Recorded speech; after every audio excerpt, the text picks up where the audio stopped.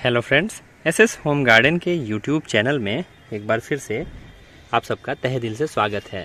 दोस्तों, गर्मियों की शुरुआत हो गई है और इसके साथ ही बोगनविलिया का मौसम भी आ गया है। बोगनविलिया हम सबको बहुत पसंद होती है। मुझे ख़ास तौर पे इसलिए पसंद है क्योंकि इस मौसम में जब सारे रंग बिरंगे फूल ख़त्म हो चुके होते हैं सर्दियों के, तो उस वक्त ये अपने रंगों से हमारे आसपास के माहौल को रंगीन करती है और खूबसूरत बनाती है। तो दोस्तों, आप सब ने भी बोगनविलिया लगाया ही होगा और आप सब में से बहुत ऐसे लोग होंगे जिन्होंने पॉट पे लगाया होगा। और पॉट में बोगनविलिया लगाने के बाद बहुत सारे लोग ये शिकायत करते हैं कि उनकी बोगनविलिया में वो उस तरह से फ्लावर नहीं आ पा रहे हैं जिस तरह से आने चाहिए। लेकिन दोस्तों, ऐसा बिल्कुल नहीं है। अगर आपने पॉट में भी लगाया हुआ है तो आपकी बोगनविलिया बिल्कुल खिलेगी और बहुत अच्छी तरह से खिलेगी, बहुत ही ज़्यादा आपके गार्डन को खूबसूरत लुक भी देगी और आपके मन को भी खुश करेगी। तो इसके पीछे सीक्रेट क्या है दोस्तों? बहुत ही आसान है, आगे मैं वीडियो में डिटेल में बताने वाला हूँ। लेकिन उससे पहले अगर आपने अभी तक मेरा चैनल नहीं सब्सक्राइब किया है दोस्तों, तो प्लीज़ इसे सब्सक्राइब कर दीजिए। आपका सब्सक्रिप्शन मेरे लिए बेहद महत्वपूर्ण है। तो चलिए आगे बढ़ते हैं। तो दोस्तों, बोगनविलिया में कोई फर्टिलाइज़र बताने से पहले मैं आपको ये बताना चाहूँगा कि सबसे बेसिक रिक्वायरमेंट इसकी कैसे आपको पूरी करनी है। और वो बेसिक रिक्वायरमेंट है धूप। इसे ऐसी लोकेशन पे रखें जहाँ इसे दिन भर की धूप मिले। अगर आप ऐसा करेंगे तो समझ जाइए आपने आधी बैटल जीत ली है। और अगर आप कोई फर्टिलाइज़र नहीं देते हैं तब भी आपकी बोगनविलिया अच्छी खासी खिल जाएगी। फर्टिलाइज़र सिर्फ उसे बूस्ट करेगा और वो और ज़्यादा संख्या में खिलेगी और बहुत अच्छी तरह से खिलेगी। लेकिन पहली रिक्वायरमेंट उसकी जो है, जो बेसिक ज़रूरत है, वो है धूप। तो ग्रीन नेट के अंदर अपनी बोगनविलिया को ना रखें।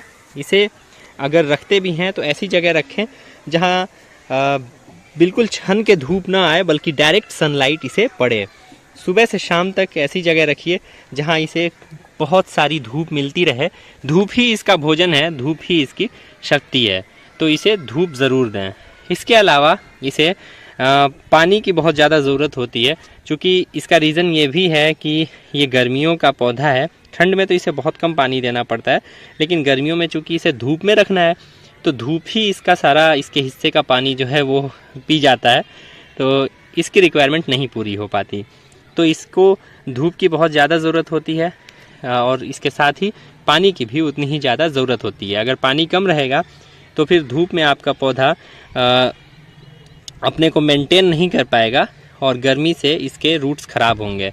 तो इसकी जो मीडिया है, जो पॉट है आपका जिसमें मिट्टी में आपने लगाया है, वो मिट्टी गीली रहनी चाहिए, उसमें नमी हमेशा बनी रहनी चाहिए। तो एक बार सुबह जब भी उठें तो अपनी बोगनविलिया को पानी दे दें और शाम में देखें अगर बोगनविलिया की मिट्टी सूख गई है तो फिर थोड़ा सा पानी दे दें, ताकि अगली सुबह तक वो अपने आप को मेंटेन कर ले और सुबह फिर आप इसे अच्छी तरह से पानी दे दें।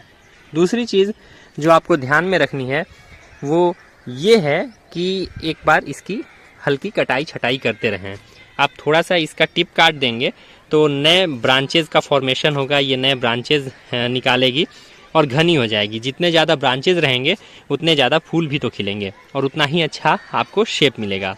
अब इसके बाद बारी आती है फर्टिलाइज़र की। ये दोनों काम आपने कर लिए, तो कौन सा फर्टिलाइज़र देना है चलिए मैं आपको बताता हूँ। तो दोस्तों, 2 फर्टिलाइज़र की आपको ज़रूरत है। 2 फर्टिलाइज़र से आपको इसका फर्टिलाइज़र बनाना है।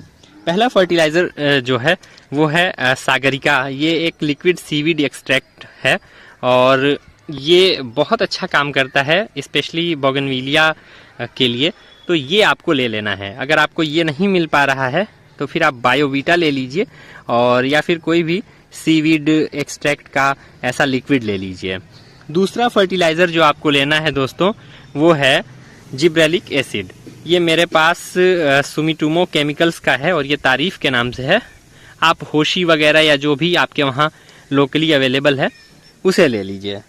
अब आपको करना क्या है कि 3 ml लेना है सागरिका और आधा ml लेना है जिब्रेलिक एसिड और इसे 1.5 लीटर पानी में बनाना है।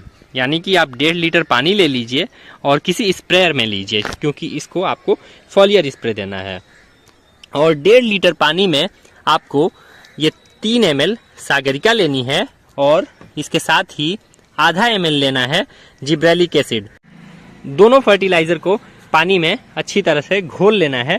उसके बाद आपको स्प्रेयर को शेक करके और इस पे आपको फॉलियर स्प्रे दे देना है। और ये काम आपको हर 15 दिन में एक बार करना है।